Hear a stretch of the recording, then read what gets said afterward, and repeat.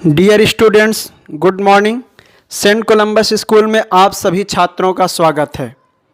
मैं Ram sir Sanskrit subject के साथ आज क्लास 6 के लिए स्टूडेंट्स आप लोगों के लिए आज संस्कृत में प्रथमः पाठः यानी पहला चैप्टर जिसका नाम है कवि कालिदासस्य चातुर्यम। कवि कालिदासस्य चातुर्यम अर्थात कवि कालिदास की चतुरता, कवि कालिदास की चतुरता अर्थात उनकी चतुरता कितनी थी, वो कितने चतुर थे, इसके बारे में कहा गया है। आइए इसको पढ़ते हैं। आसीत पुरा काले एकः नृपः। एक एक शब्दों का अर्थ देखिएगा। आसीत पुरा काले एकः नृपः। आसीत माने था, पुरा काले माने प्राचीन समय में, एकः माने एक, नृपः माने राजा। ठीक है, तो इसका अर्थ इस प्रकार कर लेते हैं कि प्राचीन काल में एक राजा था। ठीक है, तस्य नाम भोजः आसीत, उसका नाम भोज था। तो तस्य नाम भोजः आसीत। तस्य माने उसका, नाम माने नाम, भोजः माने भोज, आसीत माने था। ठीक है, उसका नाम भोज था। क्या था उसका नाम? उसका नाम भोज था। तस्य राजसभायाम नवौ विद्वांसः आसन।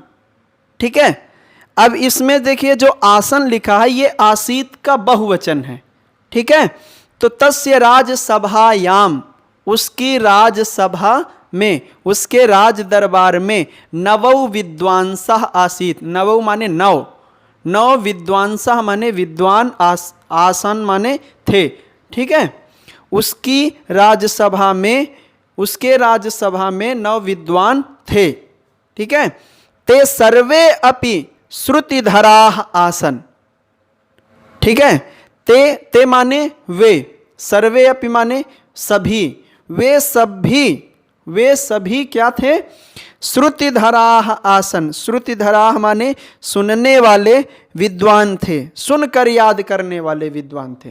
अर्थात एक बार उनको जो बात बता दी जाती थी, जो चीज़ सुन लेते थे उसको कंठस्थ कर लेते थे, अर्थात वो भूलते नहीं थे। ठीक है, तो वे सभी क्या थे? सुनकर याद करने वाले थे। कमपि श्लोकम एक वारम द्विवारम व श्रुत्वा ते कंठस्थम कर्तुम समर्थाः।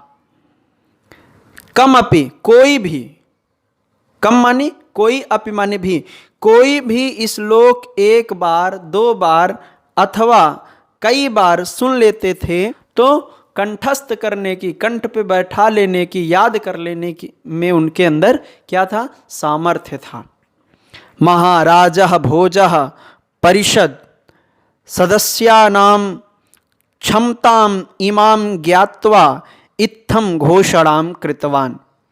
महाराज भोज जो है परिषद सदस्यानाम, परिषद माने जो भी सभा के, जो उनके परिषद के, जो उनकी कमेटी थी, मंत्रिमंडल था, उनके जो भी सदस्य थे, उनकी इस क्षमता को, ज्ञात्वा माने जानकर, ठीक है, उनकी इस क्षमता को जानकर इत्थम घोषणाम कृतवान, इस प्रकार घोषणा किए।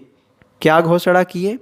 यदि कोपि कवि मम सभायाम स्वरचितम नवीनम श्लोकः श्रावयेत्। बोले कि यदि कोई भी कवि मेरी सभा में अपने द्वारा रचित नवीनम श्लोकम श्रावयेत् तर्हि 10 लाख रूप्यकम पुरस्कारम प्राप्स्यति इति। नया श्लोक सुनाएगा या सुनाना चाहेगा तर्हि तो 10 लाख रुपये का पुरस्कार प्राप्त करेगा। इस प्रकार